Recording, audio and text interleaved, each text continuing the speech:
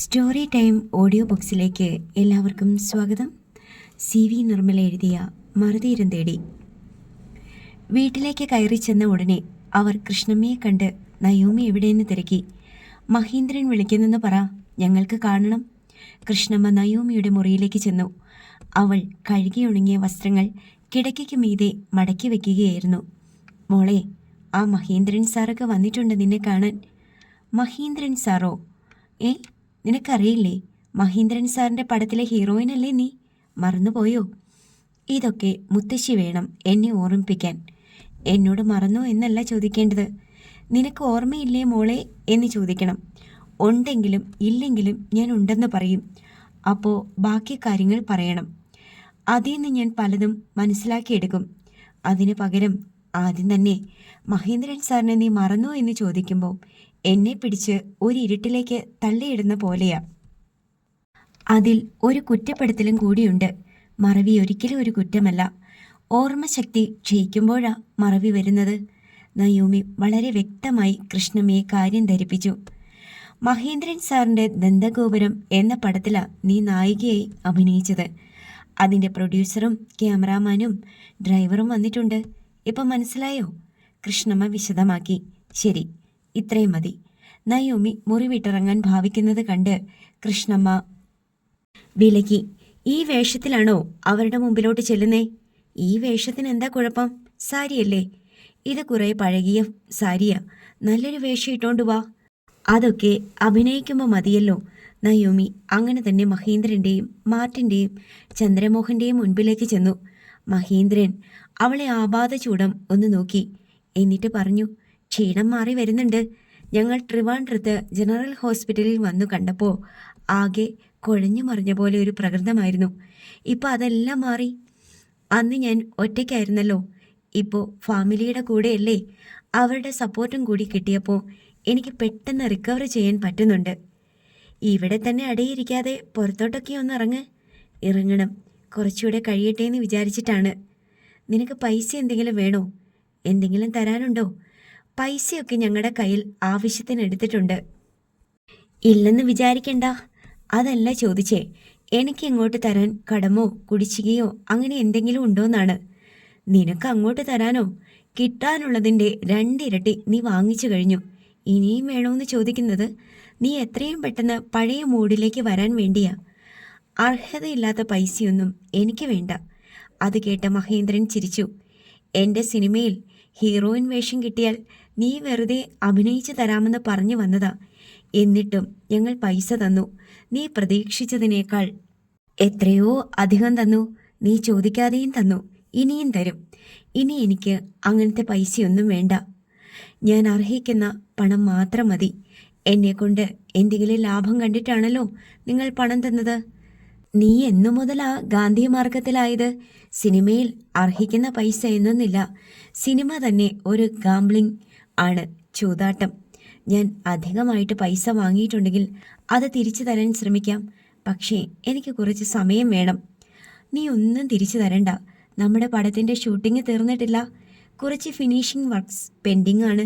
നിനക്ക് എപ്പോഴത്തേക്ക് ജോയിൻ ചെയ്യാൻ പറ്റും എന്നറിയാൻ വേണ്ടി കൂടിയാ ഞങ്ങളിപ്പോൾ വന്നേ. ഇനി എനിക്ക് അഭിനയിക്കാൻ സാധിക്കുമെന്ന് പോലും അറിയില്ല. ഞാനിപ്പോഴും വല്ലാത്തൊരു ചിന്താക്കുഴപ്പത്തിലാണ്. എനിക്കെന്താ സംഭവിച്ചതെന്ന് എനിക്ക് തന്നെ അറിയാത്ത ഒരവസ്ഥ. അത് പറഞ്ഞ ആർക്കും മനസ്സിലാവില്ല. നീ ഇങ്ങനെ മസിൽ പിടിച്ച് അഭിനയിക്കൊന്നും വേണ്ട. ക്യാമറയുടെ മുൻപിൽ വന്ന് നിന്നാ മതി. ബാക്കി ഡയറക്ടറും ക്യാമറാമാനും കൂടി ചെയ്തോളും. പക്ഷേ എനിക്ക് കുറച്ചുകൂടി സാവകാശം വേണം. എത്ര വേണ്ടി വരും? ഒരു 2 ആഴ്ച. ഇപ്പോൾ തന്നെ വളരെ ലേറ്റായി. നമ്മൾ നേരത്തെ പ്ലാൻ ചെയ്ത ഡേറ്റിന് പടം റിലീസ് ചെയ്യാൻ പറ്റില്ല. കൊള്ള പലിശയ്ക്ക് പണം കടം വാങ്ങി കളിക്കുന്ന കളിയാ ഇത്. റിലീസിംഗ് വൈകുന്തോറും പലിശ കുതിച്ചു കയറിക്കൊണ്ടിരിക്കുകയാണ്. ഒടുവിൽ പടം റിലീസ് ചെയ്യുമ്പോൾ മാർവാടിക്ക് കൊടുക്കാനേ കാണൂ. നമ്മുടെ പടം സൂപ്പർ ഹിറ്റായി ഓടുമെന്ന് ഉറപ്പില്ലേ സാർ? പിന്നെന്തിനാ ഭയപ്പെടുന്നേ? നയോമി ചോദിച്ചു. നല്ല സമയം നോക്കി റിലീസ് ചെയ്യണം. ഇല്ലെങ്കിൽ പടം തിയേറ്ററിൽ നിന്ന് ഇറങ്ങി ഓടുന്നത് കാണേണ്ടി വരും. ഓർക്കാപ്പുറത്ത് മോശമായ കാലാവസ്ഥ വന്നിട്ട് എത്ര പടം പൊളിഞ്ഞു പോയിട്ടുണ്ടെന്ന് നിനക്കറിയാമോ? ബംഗാൾ ഉൾക്കടലിൽ നിന്ന് ഒരു ന്യൂനമർദ്ദം, അറബിക്കടലിൽ നിന്ന് ഒരു സൈക്ലോൺ, ഇത്രയൊക്കെ മതി ഒരു പ്രൊഡ്യൂസറെ കുത്തുപാളി എടുപ്പിക്കാൻ. എൻ്റെ കുഴപ്പം കൊണ്ട് റിലീസിംഗ് ഡേറ്റ് തെറ്റിക്കേണ്ട സർ. ഞാൻ വന്ന് നിന്ന് തരും. ഒരാഴ്ചയും കൂടെ റെസ്റ്റ് എടുക്ക് പോരെ? മാർട്ടിൻ ചോദിച്ചു. 10 ദിവസം. നയോമി ഒരിളവ് ചേർത്തു. ശരി, 10 ദിവസം. മഹീന്ദ്രൻ ശരിവെച്ചു. കോഫി, ടീ എന്തെങ്കിലും? നയോമി ഭംഗിക്ക് വേണ്ടി ചോദിച്ചു. ഒന്നും വേണ്ട. നീ ഇപ്പോൾ ഞങ്ങളുടെ കൂടെ വന്നാ ഏതെങ്കിലും നല്ല ഹോട്ടലിൽ പോയി ഡിന്നർ കഴിക്കാം. വേണമെങ്കിൽ വൈനോ ജിന്നോ വോഡ്കയോ കഴിക്കാം. വരുന്നോ? വേണ്ട, അത് ശരിയാവില്ല. വേറൊന്നും വേണ്ടെന്നേ, വെറുതെ ഫുഡും ഡ്രിങ്ക്സും മാത്രം. മഹീന്ദ്രൻ പ്രലോഭിച്ചു. വേറൊന്നും വേണ്ടെന്ന് പറഞ്ഞത് എന്തർത്ഥത്തിലാ? വേറെ എൻജോയ്മെൻറ്റ്സ് ഒന്നും വേണ്ടെന്ന് മനസ്സിലായില്ലേ? ഞങ്ങളുടെ കൂടെ റൂം എടുത്ത് സ്റ്റേ ചെയ്യണ്ട. രാത്രി തന്നെ തിരിച്ചെത്തിച്ചേക്കാം. ഇല്ല, ഞാൻ വരുന്നില്ല. നയോമിയുടെ സ്വരം മാറി. ചോദിക്കാൻ വിട്ടുപോയി. അവന്മാരെക്കുറിച്ച് വല്ല വിവരവും കിട്ടിയോ? നിന്നെ കിഡ്നാപ്പ് ചെയ്തവന്മാരുടെ കാര്യമാ ചോദിക്കുന്നേ? ഇല്ല, കിട്ടിയില്ല. നിനക്ക് അവരെ ആരെയും ഓർമ്മ വരുന്നില്ലേ? ഇല്ല. ഏത് നാട്ടുകാരാണെന്ന് പോലും മനസ്സിലായില്ലേ? സ്ലാങ് കേട്ടാൽ അറിയേണ്ടതാണല്ലോ. എത്ര പേരുണ്ടായിരുന്നെന്ന് ഓർമ്മയുണ്ടോ? അതൊരു പ്രാർത്ഥനാ ഗ്രൂപ്പായിരുന്നു. എല്ലാ ദിവസവും ധ്യാനം, യോഗ, സംഘം ചേർന്നുള്ള പ്രാർത്ഥനയും പാട്ടും ഭജന, ഏതോ സന്യാസിമാരുടെ പ്രസംഗം. അങ്ങനെയായിരുന്നു. മഹീന്ദ്രൻ കണ്ണുമിഴിച്ചു. എന്നിട്ട് അങ്ങനെയല്ലല്ലോ കേട്ടത്. ഏതോ കശ്മലന്മാർ തട്ടിക്കൊണ്ടുപോയി പീഡിപ്പിച്ചെന്നാണല്ലോ. അതെല്ലാം മീഡിയക്കാരുണ്ടാക്കിയ കഥകളാ.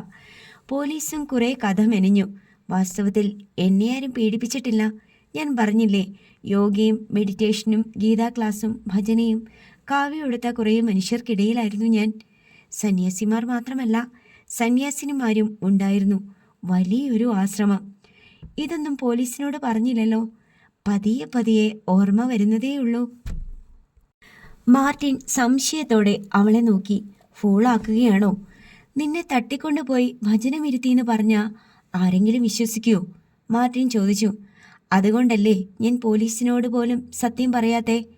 പക്ഷേ പോലീസിനോട് സത്യം പറയണ്ടേ? വേണ്ട. പീഡിപ്പിച്ചൊന്ന് കേൾക്കാനാ എല്ലാവർക്കും ഇഷ്ടം. ആ ന്യൂസ് എവിടെ കണ്ടാലും തപ്പിപ്പിടിച്ച് വായിക്കും. പ്രാർത്ഥനായോഗം എന്ന് കണ്ട ആ പേജ് വേഗം മറിച്ചു കളയും. ആ പറഞ്ഞത് വളരെ ശരിയാ. മഹീന്ദ്രൻ അവളെ അനുകൂലിച്ചു. പ്രൊഡ്യൂസർ ചന്ദ്രമോഹൻ ഈ സമയമെല്ലാം ഒരക്ഷരം പോലും മിണ്ടാതെ അവളുടെ ചലനങ്ങളും ശരീരഭാഷയും ശബ്ദോച്ചാരണവും എല്ലാം ഒരു മൈക്രോസ്കോപ്പിലൂടെ എന്നവണ്ണം നിരീക്ഷിച്ചു കൊണ്ടിരിക്കുകയായിരുന്നു. അയാളോട് മാത്രം അവളും സംസാരിക്കുന്നില്ല. പക്ഷേ നോട്ടം ഇടയ്ക്കിടെ അയാളുടെ മുഖത്തേക്ക് പാളി വീഴുന്നുണ്ട്. അയാളോട് കൂടി എന്ന പോലെയാണ് പറയുന്നതെങ്കിലും താൻ ആരാണെന്നോ എന്താണെന്നോ അവൾ തിരിച്ചറിഞ്ഞിട്ടില്ലെന്ന് ചന്ദ്രമോഹന് മനസ്സിലായി. മുൻ പരിചയത്തിൻ്റെ നേരിയ ലക്ഷണം പോലുമില്ലെന്ന് അയാൾ കണ്ടുപിടിച്ചു. നിന്നെ കാണാതായപ്പോൾ ഏറ്റവും കൂടുതൽ വിഷമിച്ചത് പ്രൊഡ്യൂസർ ചന്ദ്രമോഹനായിരുന്നു. മഹീന്ദ്രൻ താടി തടവിയിരിക്കുന്ന പ്രൊഡ്യൂസറെ നോക്കിക്കൊണ്ട് നയോമിയോട് പറഞ്ഞു. അതെനിക്കറിയരുതോ? നയോമി ചന്ദ്രമോഹനെ നോക്കി മന്ദഹസിച്ചു. കോടിക്കണക്കിന് രൂപ മുടക്കി ഒരു സിനിമ 3/4 ഭാഗവും ഷൂട്ട് ചെയ്തിട്ട് അതിലെ ഹീറോയിൻ ഒരു ദിവസം ഇല്ലാതായി പോവുക എന്ന് വെച്ചാൽ അതോടെ തീർന്നില്ലേ എല്ലാം? ഒരു പടം പൊട്ടിയ അതോടെ തീരുന്ന പ്രൊഡ്യൂസറല്ല ചന്ദ്രമോഹൻ. 10 പടം പൊട്ടിയ തീരുന്നവനല്ല. താടി തടവിക്കൊണ്ട് ചന്ദ്രമോഹൻ പറഞ്ഞു. നയോമിയുടെ മുഖത്തെ ചിരിമാഞ്ഞു. അപ്പോൾ ഞാൻ ബാക്കി അഭിനയിച്ചില്ലെങ്കിലും കുഴപ്പമില്ല? നീ വന്ന് അഭിനയിക്കും, ചന്ദ്രമോഹൻ പറഞ്ഞു. ഞാൻ വിളിക്കുന്നിടത്തൊക്കെ നീ വരും. വന്നിട്ടുണ്ട്, ഇനിയും വരുത്തും. ഇല്ല. നയോമിയുടെ മുഖം മുറുകി. ഞാൻ വേണമെന്ന് വെച്ചാലേ ഇനി അഭിനയിക്കാൻ വരൂ. മറ്റൊരാൾ വിചാരിച്ചാൽ എന്നെ 1 ഇഞ്ച് മുന്നോട്ടോ പിന്നോട്ടോ നീക്കാൻ പറ്റില്ല. അവളുടെ വാക്കുകളുടെ നിശ്ചയദാർഢ്യം സ്പഷ്ടമായിരുന്നു. എങ്കിൽ ഒരു തവണ കൂടി നിന്നെ ആരെങ്കിലും തട്ടിക്കൊണ്ടുപോകും. പിന്നീട് തിരിച്ചുവരവുണ്ടാവില്ല ഒരിക്കലും. ചന്ദ്രമോഹൻ മുന്നറിയിപ്പ് നൽകി. രണ്ടുപേരും തമ്മിലുള്ള സംഭാഷണം കൈവിട്ടു പോകുന്നത് കണ്ട് മഹീന്ദ്രനും മാർട്ടിനും അമ്പരപ്പിലായി. മഹീന്ദ്രൻ എഴുന്നേറ്റു. പറഞ്ഞു മുഷിയാനല്ല ഞങ്ങൾ വന്നത്. പടം ചന്ദ്രമോഹൻ്റെയല്ല, എൻ്റെയാണ്. ആരുടെ ആയാലും ഞാൻ ഈ പറഞ്ഞതിന് യാതൊരു മാറ്റവും ഇല്ല. നയോമി ഒട്ടും അയഞ്ഞില്ല. ചന്ദ്രമോഹൻ, എന്തിനാ വാശിയും വർത്തമാനവും? നയോമി ഇരിക്ക്, ഇരുന്നുകൊണ്ട് സംസാരിക്കാം. മഹീന്ദ്രൻ രംഗം മയപ്പെടുത്താൻ ശ്രമിച്ചു. ഇല്ല, നിങ്ങളുടെ സന്ദർശന സമയം കഴിഞ്ഞു. എനിക്ക് കുറച്ച് തിരക്കുണ്ട്. നയോമി, മഹീന്ദ്രൻ അധികാര സ്വരത്തിൽ വിളിച്ചു. പക്ഷേ നയോമി അത് കേൾക്കാനോ അനുസരിക്കാനോ നിന്നില്ല. തിരിഞ്ഞു മുറിയിലേക്ക് നടന്നു. എല്ലാം കണ്ടും കേട്ടും വാതിലിന് പിന്നിൽ നിന്നിരുന്ന കൃഷ്ണമ്മ വേഗം അവരുടെ മുന്നിലേക്ക് വന്നു. അവളോടൊന്നും തോന്നല്ലേ, ഇതുവരെ അവളുടെ മനസ്സ് ശരിയായിട്ടില്ല. എന്നോട് പോലും ചിലപ്പോൾ വളരെ മോശമായിട്ടാ സംസാരിക്കുന്നേ. എന്താ പറയുന്നേന്ന് അവൾക്ക് പോലും അറിയില്ല. വട്ടായി പോയതാണോ? മാർട്ടിൻ ചോദിച്ചു. തിരിച്ചു കിട്ടുമ്പോൾ മെൻ്റലായിരുന്നല്ലോ. സൈക്കാട്രിസ്റ്റിൻ്റെ ട്രീറ്റ്മെൻറ്റ് കൊണ്ടാ ഇത്രയെങ്കിലും ആയത്. എല്ലാം ശരിയാകും, ഞാൻ പറഞ്ഞ് ശരിയാക്കിക്കോളാം, കൃഷ്ണമ്മ പറഞ്ഞു. എന്നാ ഞങ്ങൾ ഇറങ്ങുക, ഇനിയും വരും, മഹേന്ദ്രൻ പറഞ്ഞു. ഈ പടം എൻ്റെ മാർട്ടിൻ്റെ ജീവൻ മരണ പ്രശ്നമാ. അവളോട് പറ, കഴിഞ്ഞതൊന്നും മറക്കരുതെന്ന്. ഞാൻ പറയാം, പറഞ്ഞ് മനസ്സിലാക്കിക്കോളാം. കൃഷ്ണമ്മ തന്നാലാവും വിധം താഴ്ന്നു. മഹേന്ദ്രനും സംഘവും തിരികെ പോയി. കൃഷ്ണമ്മ മുറിയിലേക്ക് ചെന്ന് നയോമിയുടെ നേർക്ക് പൊട്ടിത്തെറിച്ചു. അവർ ആരെന്ന് കരുതിയാ നീ അങ്ങനെയൊക്കെ സംസാരിച്ചത്? നമ്മൾ തൊടുപുഴയിൽ താമസിച്ച കാലം അത്രയും ആ ചന്ദ്രമോഹൻ സാറാ നമ്മുടെ കാര്യങ്ങൾ നോക്കിയത്. ഈ വീട് വാങ്ങിയതിൻ്റെ പകുതി പൈസയും ആ മനുഷ്യനാ തന്നത്. ഒക്കെ നീ മറന്നോ? വാങ്ങിയതൊക്കെ തിരിച്ചു കൊടുത്തേക്കാം. എങ്ങനെ തിരിച്ചു കൊടുക്കും? സിനിമയിൽ അഭിനയിച്ചല്ലേ പറ്റൂ. അവരെ പിണക്കിയ നിനക്ക് ഇനിയൊരു ചാൻസ് ആര് തരും? അഭിനയിക്കില്ല എന്നൊന്നും ഞാൻ പറഞ്ഞില്ലല്ലോ മോളെ. നന്ദി കേട് കാട്ടരുത്. നമുക്ക് പലരോടും കടപ്പാടുണ്ട്. മുത്തശ്ശി ഒരു ലിസ്റ്റ് എഴുതിത്താ. എന്നെ കൊണ്ടു നടന്ന് ആർക്കൊക്കെ വിറ്റൂന്ന് കടപ്പാട് നോക്കി തിരിച്ചു കൊടുക്കാമല്ലോ. ഞാനാണോടി നിന്നെ വിറ്റത്? ആ വർത്തമാനം എന്നോട് പറയല്ലേ. നീ ആരാണെന്നാ നിന്റെ വിചാരം? എൻ്റെ മടിയിൽ കിടന്ന് മൂത്രമൊഴിക്കുകയും അപ്പയിടുകയും ചെയ്തവളാ നീ. ഞാനാ നിന്നെ വളർത്തിയത്. എന്നിട്ട് നീ എന്നോട് തർക്കുത്തരം പറയുന്നോ? നീ ആരാണെന്ന് വിചാരിച്ചാ? ഞാൻ ആരുമല്ല, സമ്മതിച്ചു. നയോമി ബാത്റൂമിൽ കയറി വാതിലടച്ചു. കൃഷ്ണമ്മയിൽ നിന്ന് രക്ഷപ്പെടാൻ അവൾ വേറെ മാർഗമൊന്നും കണ്ടില്ല. വൈകുന്നേരം SI രാജു ജോസഫ് നയോമിയെ കാണാൻ വന്നു. സീരിയൽ സിനിമാ നിർമ്മാതാവായ വിജയാനന്ദിനെയും അയാൾ കൂട്ടിക്കൊണ്ടു വന്നിട്ടുണ്ടായിരുന്നു. നയോമിയുടെ മുന്നിലേക്ക് വിജയാനന്ദിനെ കൊണ്ടുവന്ന് നിർത്തിയിട്ട് രാജു ജോസഫ് ചോദിച്ചു, നിന്നെ തട്ടിക്കൊണ്ടുപോയ സംഭവവുമായി ബന്ധപ്പെട്ട് ഇയാളെ പോലീസ് അറസ്റ്റ് ചെയ്തിട്ടുണ്ടായിരുന്നു. അന്നു മുതൽ ഇയാൾ റിമാൻഡില. ഇയാൾക്ക് ഈ സംഭവവുമായി എന്തെങ്കിലും ബന്ധമുണ്ടോ? നയോമി ആളെ അടിമുടി നോക്കി. വിജയാനന്ദ നയോമിയുടെ കാരുണ്യം പ്രതീക്ഷിച്ച് ആശങ്കാകുലനായി നിൽക്കുകയാണ്. അവളുടെ ഒരു വാക്കാണ് തൻ്റെ ജീവിതമെന്ന് അയാൾക്ക് തോന്നി. നയോമി മറുപടിയൊന്നും പറയാതെ നിൽക്കുന്നത് കണ്ട് SI രാജു ജോസഫ് ചോദ്യം ആവർത്തിച്ചു. നയോമിയെ ഏതെങ്കിലും വിധത്തിൽ ഇയാൾ ദ്രോഹിച്ചിട്ടുണ്ടോന്നാ ചോദ്യം. അങ്ങനെ എന്തെങ്കിലും ഓർമ്മ വരുന്നുണ്ടോ? എനിക്ക് ആളെ മനസ്സിലായില്ല. ആരാണ് ഇദ്ദേഹം? എന്തിനാ പോലീസ് അറസ്റ്റ് ചെയ്തത്? വിജയാനന്ദിന് ഇപ്പോഴാണ് ശ്വാസം നേരെയായത്. തനിക്ക് നയോമിയെ തട്ടിക്കൊണ്ടുപോയ സംഭവവുമായി എന്തെങ്കിലും ബന്ധമുണ്ടെന്ന് ഇവൾ പറഞ്ഞിരുന്നെങ്കിൽ വീണ്ടും തനിക്ക് ജാമ്യം നിഷേധിക്കപ്പെടുമായിരുന്നെന്ന് വിജയാനന്ദിനറിയാം. SI രാജു ജോസഫിന് പക്ഷേ അവളുടെ മറുചോദ്യം വിചിത്രമായി തോന്നി. വിജയാനന്ദിനെ അറിയാത്തവരായി സിനിമാ സീരിയൽ രംഗത്ത് ആരും തന്നെയില്ല. ഒരു കാലത്ത് സിനിമയിൽ വെന്നിക്കൊടി പാറിച്ച നിർമ്മാതാവും സംവിധായകനുമാണ്. സിനിമയിൽ നിന്ന് നേടിയതെല്ലാം സിനിമയിൽ തന്നെ കുടഞ്ഞിട്ട് കളഞ്ഞ മനുഷ്യൻ ഒടുവിൽ നിലനിൽപ്പിനു വേണ്ടി മെഗാ പരമ്പരകൾ നിർമ്മിക്കുകയും സംവിധാനം ചെയ്യുകയും ചെയ്തയാൾ. ഇയാൾ ആരാണെന്ന് ഓർമ്മ കിട്ടുന്നില്ല? രാജു ജോസഫ് ആശ്ചര്യപ്പെട്ടു. ഇല്ല, ആരാ? മെഗാ സീരിയൽ നിർമ്മാതാവ് വിജയാനന്ദാണ് ഇയാൾ. നയോമി 1 വർഷം മുമ്പ് ഇയാളുടെ ഒരു മെഗാ സീരിയലിൽ നായികയെ അഭിനയിച്ചിട്ടുണ്ട്. ആ സീരിയലിൻ്റെ പേരറിയാമോ? ഓർമ്മ വരുന്നില്ല. 1000 പാദസരങ്ങൾ. ആ സീരിയൽ TV-യിൽ ടെലികാസ്റ്റ് ചെയ്യുന്നുണ്ടോ ഇപ്പോഴും? അതിൻ്റെ പൈലറ്റ് എപ്പിസോഡുകൾ മാത്രമേ ഷൂട്ട് ചെയ്തിട്ടുള്ളൂ. വിജയാനന്ദ് കൂടുതൽ പറയാനുള്ള അനുവാദത്തിനായി SIയെ നോക്കി. പറഞ്ഞുകൊള്ളാൻ SI ആംഗ്യം കാട്ടി. 15 ദിവസം ഷൂട്ട് ചെയ്തു. 7 എപ്പിസോഡിനുള്ള ഫൂട്ടേജ് കിട്ടി. 5 എപ്പിസോഡിൻ്റെ ഡബ്ബിങ്ങും റീറെക്കോർഡിങ്ങും കഴിഞ്ഞ് ചാനലിൽ സബ്മിറ്റ് ചെയ്തിട്ടുണ്ട്. ഇപ്പോൾ 1 വർഷം കഴിഞ്ഞു. അപ്രൂവൽ കിട്ടാൻ വൈകി. ഓ, അത് ശരി. അപ്പോൾ ടെലികാസ്റ്റ് ചെയ്തിട്ടില്ല? ഇല്ല. അപ്രൂവൽ കിട്ടിയപ്പോൾ ബാക്കി ഭാഗങ്ങൾ ഷൂട്ട് ചെയ്യാൻ വേണ്ടി ഞാൻ നയോമിയുടെ ഡേറ്റ് ചോദിച്ചു. പക്ഷേ നയോമി ഡേറ്റ് തന്നില്ല. ആ കാര്യം പറഞ്ഞ് നമ്മൾ തമ്മിൽ വാക്ക് തർക്കമുണ്ടായി. എൻ്റെ സീരിയലിൽ അഭിനയിച്ചില്ലെങ്കിൽ ഒരിടത്തും അഭിനയിക്കാൻ സമ്മതിക്കില്ലെന്നോ മറ്റോ ഞാൻ ദേഷ്യപ്പെട്ട് പറഞ്ഞു. നിന്നെ ആരോ തട്ടിക്കൊണ്ടു പോയപ്പോൾ അതിൻ്റെ പിന്നിൽ ഞാനാണെന്ന് പറഞ്ഞ് പോലീസ് എന്നെ അറസ്റ്റ് ചെയ്തതും കോടതി റിമാൻഡ് ചെയ്തതും ആ ഭീഷണിയുടെ പേരിലാ. ഓഹോ, ഇപ്പം എനിക്കെല്ലാം മനസ്സിലായി, നയോമി പറഞ്ഞു. എന്താണ് യഥാർത്ഥത്തിൽ സംഭവിച്ചത്? ആ ചോദ്യത്തിൽ നയോമി കുഴങ്ങി. അതറിയാൻ വേണ്ടിയാ ഇയാളെ നയോമിയുടെ മുന്നിൽ കൊണ്ടുവന്ന് നിർത്തിയത്. അപ്പോൾ നയോമി പറയുന്നു ഇയാളെ അറിയുക പോലുമില്ലെന്ന്. ഇയാൾ നിർമ്മിച്ച് സംവിധാനം ചെയ്ത സീരിയലിൽ 12 ദിവസത്തോളം അഭിനയിച്ചിട്ട് ആളെ അറിയില്ലെന്ന് പറഞ്ഞാൽ എന്താ അതിനർത്ഥം? എനിക്ക് ഓർമ്മ വേണ്ടതുപോലെ തിരിച്ചു കിട്ടിയിട്ടില്ലെന്ന് നയോമി പറഞ്ഞു. അപ്പോൾ പിന്നെ എങ്ങനെ പറയാൻ കഴിയും നയോമിയെ തട്ടിക്കൊണ്ടുപോയതിൽ ഇയാൾക്ക് പങ്കൊന്നുമില്ലെന്ന്? പങ്കില്ലെന്ന് ഞാൻ പറഞ്ഞില്ലല്ലോ. അപ്പോൾ ഇയാൾക്ക് പങ്കുണ്ട്? നയോമി വിജയാനന്ദിനെ നോക്കി. ഞാനൊരു തെറ്റും ചെയ്തിട്ടില്ല. നയോമിയെ കാണാതായ അന്നു മുതൽ സബ് ജയിലിലാണ് ഞാൻ കൊട്ടേഷൻ കൊടുത്ത് ചെയ്യിച്ചെന്ന പോലീസ് പറയുന്നത്. ഇനിയൊരു തവണയും കൂടി എനിക്ക് ജാമ്യം നിഷേധിച്ചാൽ ഞാൻ സബ് ജയിലിനകത്ത് ആത്മഹത്യ ചെയ്യും, വിജയാനന്ദ് സഹികെട്ട് പറഞ്ഞു.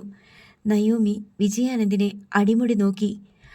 1000 പാദസരങ്ങൾ 15 ദിവസം ഷൂട്ട് ചെയ്തപ്പോൾ എനിക്ക് 30 ലക്ഷം രൂപയെ ചെലവ്. ബ്ലേഡ് പലിശയ്ക്ക് കടം വാങ്ങിച്ച പൈസയാ 1 വർഷം കഴിഞ്ഞ അപ്രൂവൽ കിട്ടിയത്. അതിനുവേണ്ടി കയറി ഇറങ്ങി നടന്ന് അനുഭവിച്ച കഷ്ടപ്പാടോർത്ത ഈ ജന്മത്തിൽ ഇനി സീരിയൽ നിർമ്മിക്കാൻ തോന്നില്ല. എന്നിട്ടും അപ്രൂവൽ കിട്ടിയപ്പോൾ എങ്ങനെയെങ്കിലും കടം വീട്ടണമല്ലോ എന്ന് വിചാരിച്ച നിന്റെ അടുത്ത് വന്നത്. അപ്പോൾ ഇനി നീ എൻ്റെ സീരിയലിൽ അഭിനയിക്കില്ല എന്ന് പറഞ്ഞ ദേഷ്യം വരില്ലേ? നിന്നെ വെടിവെച്ച് കൊല്ലണമെന്ന് വരെ തോന്നി. സത്യമാ. പക്ഷേ ഞാൻ നിന്റെ ദേഹത്ത് ഒരു നുള്ള് വാരിയിട്ടിട്ടില്ല, ഒരു ദ്രോഹം ചെയ്തിട്ടില്ല. നീ എന്നെ ചതിച്ചിട്ടുണ്ടായിരിക്കും. എൻ്റെ അത്രയും ക്ഷമയില്ലാത്തവന്മാരായിരിക്കും നിന്നെ തട്ടിക്കൊണ്ടുപോയത്. ആരെങ്കിലും നിന്നോടത് ചെയ്യുന്ന എനിക്കറിയാമായിരുന്നു. കാരണം അത്രയ്ക്ക് നേരും നെറിയും ഇല്ലാത്തവളായിരുന്നു നീ. വിജയാനന്ദ് തൻ്റെ രോഷം മുഴുവൻ പ്രകടമാക്കി. മതി മതി, കൂടുതൽ പ്രസംഗം വേണ്ട, രാജു ജോസഫ് വിലക്കി. എൻ്റെ മരണത്തിന് ഉത്തരവാദി നീയാണ് എന്നെഴുതി വെച്ചിട്ടേ ഞാൻ ആത്മഹത്യ ചെയ്യൂ. അവസാനമായി വിജയാനന്ദ് അത്രയും കൂടി പറഞ്ഞു. മതിയടോ, എസ് ഐ കർശനമായി ശാസിച്ചു.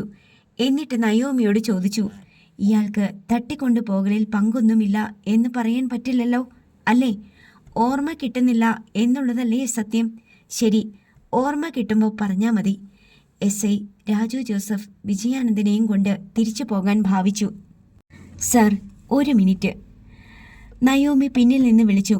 എസ് ഐ തിരിഞ്ഞു നോക്കി. സർ, ഇപ്പോഴും ഇദ്ദേഹം സബ് ജയിലിൽ തന്നെയാണോ? കോടതി റിമാൻഡ് ചെയ്തിരിക്കുക. നയോമിയെ തട്ടിക്കൊണ്ടുപോയ കേസിൽ ജുഡീഷ്യൽ കസ്റ്റഡിയിലുള്ള പ്രതിയ. കോടതിയിൽ നിന്ന് പ്രത്യേകം അനുമതി വാങ്ങിച്ച് പോലീസ് കസ്റ്റഡിയിലെടുത്തോണ്ട് കേസിൻ്റെ തെളിവെടുപ്പിന് വേണ്ടി കൊണ്ടുവന്നിരിക്കുക. അപ്പോൾ ഇനിയും സബ് ജയിലിൽ അടയ്ക്കുമോ? അടയ്ക്കുന്നു മാത്രമല്ല, ഇനിയും ഇയാൾ ജാമ്യത്തിലിറങ്ങാതിരിക്കാൻ പോലീസിൻ്റെ ഭാഗത്തുനിന്ന് സമ്മർദ്ദം ചെലുത്തുകയും ചെയ്യും. സർ, എന്നാൽ ഞാനൊരു സത്യം പറയട്ടെ. എന്താന്ന് വെച്ചാൽ പറഞ്ഞോ. എന്നെ തട്ടിക്കൊണ്ടുപോയ സംഭവത്തിൽ ഇദ്ദേഹത്തിന് യാതൊരു പങ്കുമില്ല. എസ് ഐ നെറ്റിച്ചൊളിച്ച് നയോമിയെ നോക്കി. നിനക്ക് ഓർമ്മയില്ലെന്നല്ലേ അല്പം മുമ്പ് പറഞ്ഞത്? ഇപ്പോൾ എനിക്ക് ഓർമ്മ വന്നു സർ. ഇദ്ദേഹമല്ല എന്നെ തട്ടിക്കൊണ്ടുപോയത്, വേറെ ചില ആളുകളാ. തല മൊട്ടയടിച്ചവരും കൊമ്പൻ മീശ വെച്ചവരും കറുത്ത പല്ലുള്ളവരും കവിളത്ത് വെട്ടേറ്റ പോലെ വടുവുള്ളവരും അക്കൂട്ടത്തിലുണ്ടായിരുന്നു. നയോമി സിനിമയിലെ ചില വില്ലന്മാരുടെ ലക്ഷണങ്ങൾ ഒരുമിച്ച് ചേർത്ത് പറഞ്ഞു. എസ് ഐ കണ്ണുമിഴിച്ച് അവളെ നോക്കി. അക്കൂട്ടത്തിൽ മലയാളികൾ 2-3 പേർ മാത്രമേ ഉണ്ടായിരുന്നുള്ളൂ. തമിഴരും തെലുങ്കരും കന്നഡക്കാരുമായിരുന്നു കൂടുതൽ. നല്ല ബോധത്തോടെയാണോ ഈ പറയുന്നേ? രാജു ജോസഫ് ചോദിച്ചു. അവർ നിന്നെ ഉപദ്രവിച്ചോ? ഉപദ്രവിച്ചതായിട്ട് ഓർക്കുന്നില്ല. പിന്നെന്തിനാ അവർ നിന്നെ തട്ടിക്കൊണ്ടുപോയത്? റാൻസം മണി ചോദിക്കാനായിരിക്കും. എന്നെ ഒരു മുറിയിൽ അടച്ചിട്ടിരിക്കുമായിരുന്നു. നിന്നെ തട്ടിക്കൊണ്ടുപോയ ആര് റാൻസം മണി കൊടുക്കും? നീ വലിയ കോടീശ്വരിയൊന്നും അല്ലല്ലോ. ചിലപ്പോൾ ഞാൻ ഹീറോയിനായി അഭിനയിച്ച പടത്തിൻ്റെ പ്രൊഡ്യൂസറോട് പൈസ വാങ്ങാൻ വേണ്ടിയായിരിക്കും. ആരും നിന്നെ ഒന്നും ചെയ്തില്ലേ? ഞാൻ ഓർക്കുന്നില്ല. എപ്പോഴും വാതിൽ പുറമേ നിന്ന് പൂട്ടിയിരിക്കുകയായിരുന്നു. പിന്നെ നീ എങ്ങനെ ഭക്ഷണം കഴിച്ചു? എങ്ങനെ വെള്ളം കുടിച്ചു? ഭക്ഷണവും വെള്ളവും ഒരു ജനൽപ്പാളി തുറന്ന് അതിൽ കൂടി വെച്ചു തരും. അതും ദിവസത്തിൽ ഒരു നേരം മാത്രം. നിന്നെപ്പോലൊരു നടിയെ തട്ടിക്കൊണ്ടുപോയി 16 ദിവസം തടങ്കലിൽ വെച്ചിട്ട് ആരും നിന്നെ തൊടാതിരിക്കാൻ എന്താ കാരണം? അവരെല്ലാം പുണ്യാത്മാക്കളായിരുന്നോ അതോ നപുംസകങ്ങളോ? എനിക്ക് എയ്ഡ്സ് രോഗം ഉണ്ടെന്ന് പറഞ്ഞ് ഞാൻ ആദ്യം തന്നെ അവരെ എല്ലാം വിരട്ടി. പിന്നെ ആരും എൻ്റെ അടുത്ത് വന്നില്ല. എസ് ഐ രാജു ജോസഫ് അവിശ്വാസത്തോടെ നയോമിയെ നോക്കി. സത്യമാണോ നീ പറയുന്നതൊക്കെ? അതോ നിനക്കിപ്പോഴും വട്ടാണോ? എനിക്ക് ഭ്രാന്തില്ലെന്ന് തന്നെയാ എൻ്റെ വിശ്വാസം. പക്ഷേ ഭ്രാന്തുള്ളവരാരും ഒരിക്കലും തനിക്ക് ഭ്രാന്താണെന്ന് സമ്മതിച്ചു തരില്ലല്ലോ. അത് വേറൊരു സത്യം.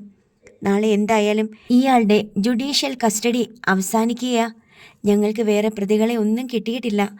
അതുകൊണ്ട് നാളെ ഇയാളെ ജാമ്യത്തിൽ വിടരുതെന്ന നിലപാടായിരിക്കും പോലീസിൻ്റേത്. രാജു ജോസഫ് പറഞ്ഞു. സർ, ഇദ്ദേഹം തെറ്റ് ചെയ്തിട്ടില്ലാത്ത സ്ഥിതിക്ക് വിട്ടയച്ചുകൂടെ? പ്രതിസ്ഥാനത്ത് ആരെങ്കിലും വേണം. ഇല്ലെങ്കിൽ പോലീസിന് കിടക്കപ്പുറതയില്ല. സർക്കാരിനും മാധ്യമങ്ങൾക്കും രാഷ്ട്രീയക്കാർക്കും കൊട്ടാവുന്ന ചെണ്ടയാണല്ലോ പോലീസ്. കിട്ടിയ ആളെ വിട്ടയച്ച പകരം ആളെ കാണിച്ചു കൊടുക്കേണ്ടി വരും. അതുകൊണ്ട് നിനക്ക് ശരിയായ ഓർമ്മ കിട്ടുന്നത് വരെ ഇയാൾ അഴിക്കകത്ത് തന്നെ കിടക്കട്ടെ. രാജു ജോസഫ് അത്രയും പറഞ്ഞ് വിജയാനന്ദനെയും കൂട്ടിക്കൊണ്ട് തിരിച്ച് മുറ്റത്തേക്ക് ഇറങ്ങിപ്പോയി.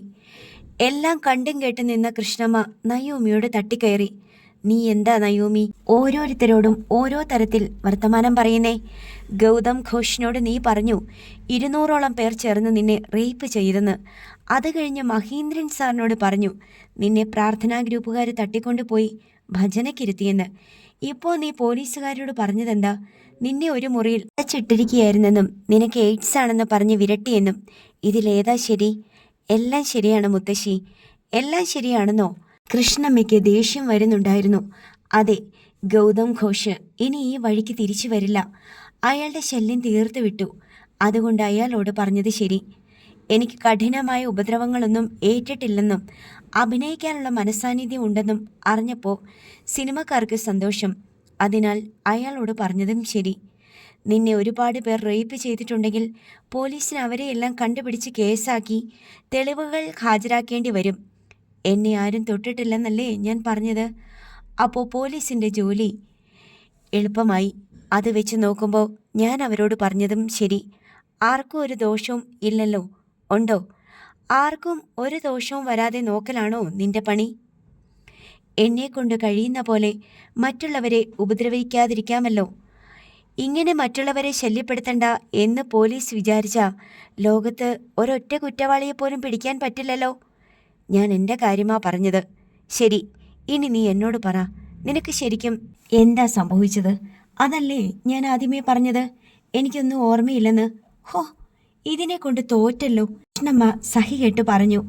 അപ്പോഴേക്കും ഉദയഭാനു ഇടപെട്ടു. ശരി, ഇനി നിന്റെ ഉദ്ദേശം എന്താ? അഭിനയിക്കാം. അത് ശരിയായില്ലെങ്കിൽ തൊഴിലുറപ്പ് പദ്ധതിക്ക് പോകാം. കുടുംബം കഴിഞ്ഞു കൂടണ്ടേ? അമ്മ ഇനി നിനക്ക് പൈസ തരില്ല. അമ്മയുടെ ചികിത്സയ്ക്കും മരുന്നിന് മാത്രമേ ഉള്ള പൈസയേ ഉള്ളൂ കയ്യിൽ. ഉദയഭാനു പറഞ്ഞു. പക്ഷേ ഒരു കാര്യം, ഇനി എന്നോട് ഒരിക്കലും പൈസ ചോദിക്കരുത്. ജോലി ചെയ്ത് ജീവിച്ചോളണം. ഉദയഭാനുവിന് അടി കിട്ടിയതുപോലെയായി. എന്താ ഒന്നും മിണ്ടാത്തത്? നയോമി ചോദിച്ചു. നീ ഇങ്ങനെയൊന്നും അല്ലായിരുന്നു. എന്തോ മറിമായും സംഭവിച്ചിട്ടുണ്ട്. ഉദയഭാനു പിറുപിറുത്തുകൊണ്ട് പോയി. സൗദാമിനിയമ്മ നയോമിയുടെ പെരുമാറ്റ രീതികളും ഓരോരുത്തർക്കും കൊടുക്കുന്ന മറുപടികളും അനിൽ ബാബുവിനെ അറിയിക്കുന്നുണ്ടായിരുന്നു. എല്ലാം കേട്ടിട്ട് അനിൽ ബാബുവിനെയും ഒരു സംശയം ഗ്രസിച്ചു. നയോമിക്ക് എന്തെങ്കിലും മാനസിക തകരാറുകൾ ഉണ്ടോ? എന്തുകൊണ്ടാണ് അവൾ പലതരത്തിൽ സംസാരിക്കുകയും പെരുമാറുകയും ചെയ്യുന്നത്?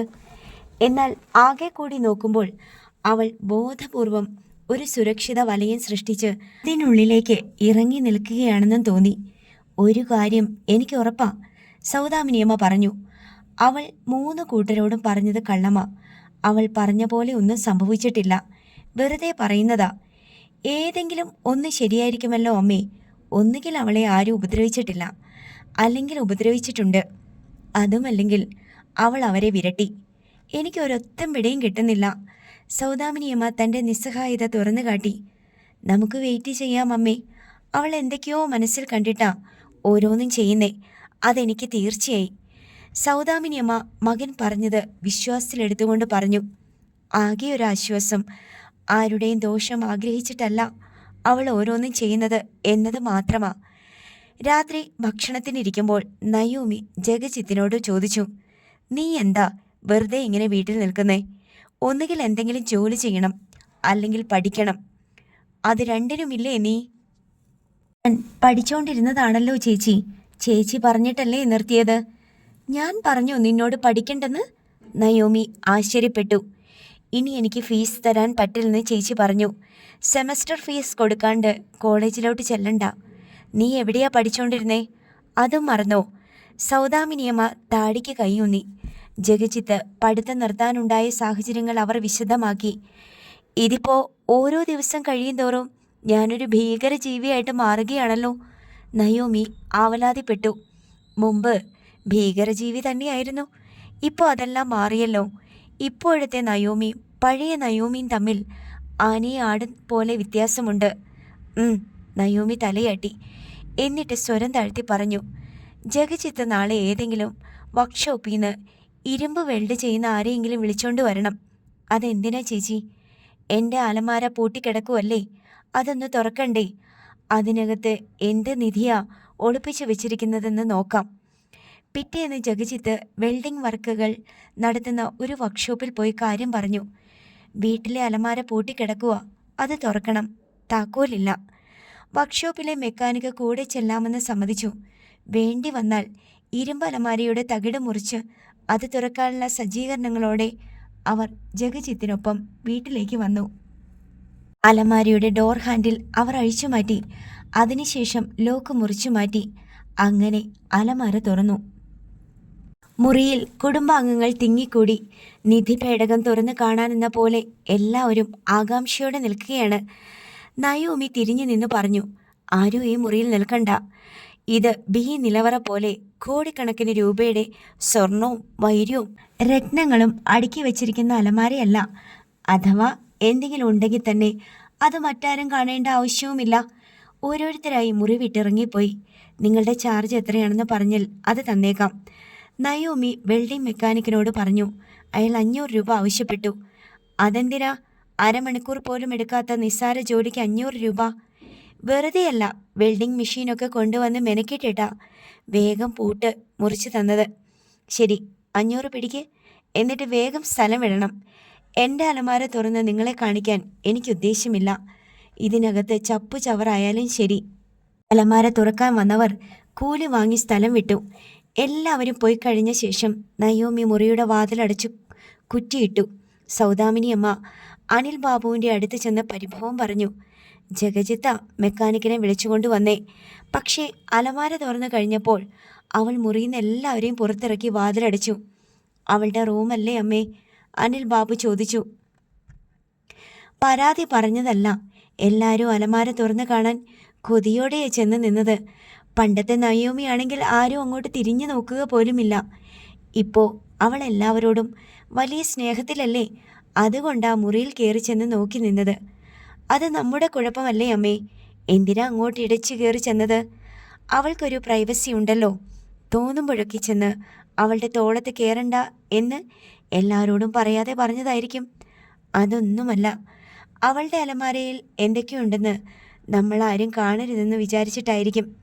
ആയിക്കോട്ടെ, അവളുടെ അലമാരയിൽ നമ്മൾ ആരെങ്കിലും എന്തെങ്കിലും കൊണ്ടുവച്ചിട്ടുണ്ടോ?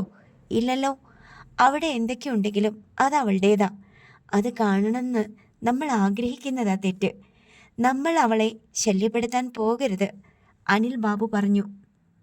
ഇറങ്ങിപ്പോകാൻ പറഞ്ഞ് ആ മുറിയിൽ നിന്ന് ഇറക്കി വിട്ടപ്പോൾ എല്ലാവർക്കും ഒരു നാണക്കേട് പോലെ.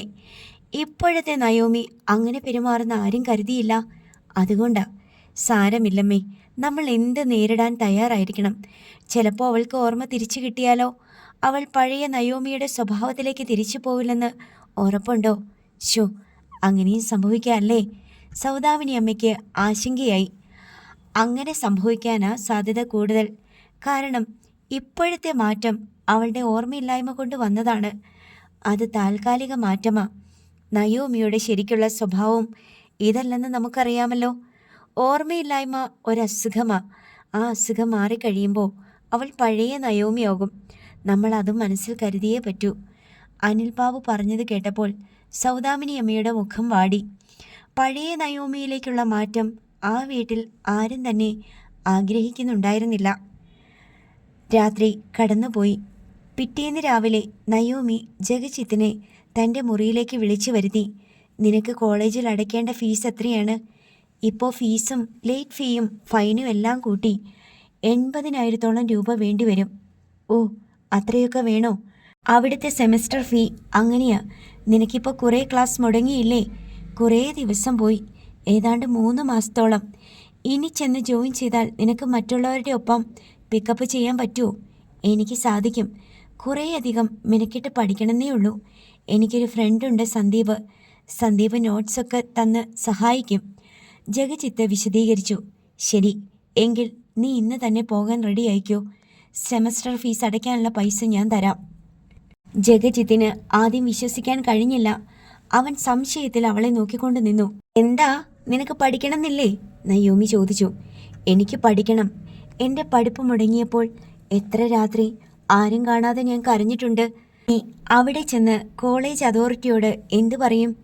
നിനക്ക് അറ്റൻഡൻസ് കുറേ പോയില്ലേ? നീ ചെല്ലാതിരുന്നതിന് ഉത്തരം കൊടുക്കണ്ടേ? ഞാൻ ഏതെങ്കിലും ഡോക്ടറെ കണ്ട് മെഡിക്കൽ സർട്ടിഫിക്കറ്റ് വാങ്ങിക്കൊണ്ട് പോകാം. ആദ്യം നീ കോളേജിലെ നിന്റെ ഫ്രണ്ടിനെ ഫോണിൽ വിളിച്ച് ഇനി വന്ന് ജോയിൻ ചെയ്താൽ എക്സാം ആകുമ്പോഴേക്കും പോർഷൻസ് എല്ലാം കവറപ്പ് ചെയ്യാൻ പറ്റുമെന്ന് ചോദിക്ക്. രണ്ടാമത്, മെഡിക്കൽ സർട്ടിഫിക്കറ്റ് കൊടുത്താൽ എക്സാം എഴുതാനുള്ള അറ്റൻഡൻസ് കിട്ടുമെന്ന് കോളേജ് അതോറിറ്റിയോട് ചോദിക്ക്. വെറുതെ അവിടെ കൊണ്ടുപോയി സെമസ്റ്റർ ഫീ അടച്ചിട്ട് എക്സാം എഴുതാൻ പറ്റിയില്ലെങ്കിലോ? ഒരു സെമസ്റ്ററും വെറുതെ പോകും, അടച്ച പൈസയും പോകും. നയോമി പറഞ്ഞതനുസരിച്ച് ജഗജിത്ത് ഫോൺ വിളിച്ച് കാര്യങ്ങളെല്ലാം തിരക്കി. അതിനുശേഷം നയോമിയെ സമീപിച്ച് പറഞ്ഞു, ഇനിയും വൈകാതെ ജോയിൻ ചെയ്താൽ ആവശ്യത്തിനുള്ള അറ്റൻഡൻസ് കിട്ടും. മെഡിക്കൽ സർട്ടിഫിക്കറ്റ് എന്തായാലും വേണം. എക്സാം എഴുതാൻ തടസ്സമില്ല. എങ്കിൽ ഇന്ന് തന്നെ പോയിക്കോ. നയോമി കാരണം പഠിക്കാൻ പറ്റിയില്ലല്ലോ എന്നോർത്ത് വിഷമിക്കണ്ട. നയോമി തന്നെ വിലക്ക് മാറ്റി. ജഗജിത്ത് ഓടി നടന്ന് എല്ലാവരോടും പറഞ്ഞു, ഞാൻ പഠിക്കാൻ പോകുക. ചേച്ചി പറഞ്ഞു പൊയ്ക്കൊള്ളാൻ. ഫീസും തരാമെന്ന് പറഞ്ഞു. സൗദാമിനിയമ്മ അന്തം വിട്ടു. ജഗജിത്ത് 5 രൂപ ചോദിച്ചാൽ കൊടുക്കാത്തവൾ. അവനോടായിരുന്നു അവൾക്ക് ഏറ്റവും ദേഷ്യം. അവൻ ഇനി പഠിക്കാൻ പോകണ്ടെന്നും റോഡ് പണിക്ക് പോയി കുടുംബം പുലർത്തട്ടെ എന്നും വിധിച്ചത് അവളായിരുന്നു. എന്നിട്ടിപ്പോൾ അതേ അവൾ 80,000-ഓളം രൂപ സെമസ്റ്റർ ഫീസ് കൊടുത്ത് അവനെ പഠിപ്പിക്കാൻ അയക്കുന്നു. പൈസ തരാമെന്ന് പറഞ്ഞോ? അത് ഒഴുക്കൻ മട്ടിൽ നീ വേണമെങ്കിൽ പോയി പഠിച്ചോ എന്ന് പറഞ്ഞതേ ഉള്ളോ? അല്ലമ്മേ, എല്ലാം സമ്മതിച്ചു. അനിൽ ബാബു അറിഞ്ഞപ്പോൾ അയാൾക്ക് അതിശയമായിരുന്നു. തൻ്റെ ഭാര്യയെക്കുറിച്ചാണ് പുകഴ്ത്തി പറയുന്നത്. അത് കേൾക്കാൻ ഒരഭിമാനമുണ്ട്. ഇപ്പം കണ്ടില്ലേ അമ്മേ, ഇനി അവൾ നോക്കിക്കൊള്ളും അവൻ്റെ കാര്യം. എനിക്കിനി മരിച്ചാലും വേണ്ടില്ല. അനിൽ ബാബുവിൻ്റെ കണ്ണിൽ നനവൂറി. ജഗജിത്തിനെ തുടർന്ന് പഠിക്കാൻ അനുവാദവും പണവും നയോമി കൊടുക്കുന്നുവെന്ന് കേട്ടപ്പോൾ മാളവികയുടെ മോഹത്തിനും ചിറകു മുളച്ചു. കൊച്ചേട്ടൻ മാത്രമല്ലല്ലോ ഇവിടെ പഠിത്തക്കാരൻ, ഞാനും പഠിച്ചുകൊണ്ടിരുന്നവളല്ലേ. എന്നെയും പഠിക്കാൻ വിടണ്ടേ? ഞാനും ഫീസ് കിട്ടാഞ്ഞിട്ടാ പോകാതിരുന്നേ. നീ മിണ്ടാതിരിക്കെ, ജഗജിത്ത് ശാസിച്ചു. എൻ്റെ കാര്യം കൂടി ഒന്ന് പറയൂ, മാളവിക ചോദിച്ചു. വേണ്ട, സൗദാമിനിയമ്മ തടഞ്ഞു. അതും കൂടി കേട്ട അവൾക്ക് ദേഷ്യം വരും. ഉള്ളതും കൂടി ഇല്ലാതാകും. ആദ്യം ജഗൻ പോകട്ടെ, പിന്നെ എപ്പോഴെങ്കിലും സൗകര്യം കിട്ടുമ്പോൾ പോയാൽ മതി നീ. അതോടെ മാളവികയ്ക്ക് നാവടക്കേണ്ടി വന്നു. ജഗജിത്ത് പോകാനുള്ള സന്നാഹങ്ങളൊക്കെ ഒരുക്കി പുറപ്പെടാൻ നേരം അവൻ നയോമിയെ ചെന്ന് കണ്ട് അനുഗ്രഹം യാചിച്ചു. അവൾ അവൻ്റെ തോളത്ത് പിടിച്ചു പറഞ്ഞു, എൻ്റെ അനുഗ്രഹത്തേക്കാൾ പ്രധാനം അവനവൻ്റെ പരിശ്രമമാ. നിനക്ക് പഠിക്കാനുള്ള കഴിവുണ്ടല്ലോ, പോയി പഠിച്ച് ജയിച്ചു വാ. അവൾ അവന് പൈസയും കൊടുത്താണ് അയച്ചത്. രാത്രി തിരുനെൽവേലിയിൽ നിന്ന് ജഗജിത്തിൻ്റെ ഫോൺ കോൾ വന്നു. അവൻ കോളേജിൽ എത്തിച്ചേർന്നു. ഫീസും ഫൈനും അടച്ചു. ഹോസ്റ്റൽ റൂം കിട്ടി. സുഖം. അടുത്ത ദിവസത്തെ പത്രത്തിൽ ഒരു വാർത്തയുണ്ടായിരുന്നു. നയോമി കേസിൽ റിമാൻഡ് ചെയ്യപ്പെട്ടിരുന്ന വിജയാനന്ദിന് കോടതി ജാമ്യം അനുവദിച്ചു. മോചിതനായി പുറത്തേക്ക് വരുന്ന വിജയാനന്ദിൻ്റെ ചിത്രവും ഉണ്ടായിരുന്നു. പത്രത്തിൽ വാർത്തയറിഞ്ഞ ശേഷം സൗദാമിനിയമ്മ അനിൽ ബാബുവിനോട് പറഞ്ഞു, തട്ടിക്കൊണ്ടുപോയ കേസിൽ വിജയാനന്ദിന് പങ്കൊന്നുമില്ലെന്ന് നയോമി പറഞ്ഞ ആ ഒരൊറ്റ മൊഴിയിലാണ് വിജയാനന്ദിൻ്റെ മോചനം. ഉച്ചതിരിഞ്ഞ നേരത്തെ നയോമിക്ക് വിജയാനന്ദിൻ്റെ ഫോൺ കോൾ വന്നു. നന്ദിയും കൃതജ്ഞതയും എത്ര പറഞ്ഞിട്ടും അയാൾക്ക് മതിയാകുന്നില്ല. എന്നോട് പറയണ്ട, എനിക്കതൊന്നും വേണ്ട എന്ന് വിജയാനന്ദിനോട് നയോമി അല്പം മുഷിഞ്ഞു പറഞ്ഞപ്പോഴാണ് അയാൾ ഫോൺ വെച്ചത്.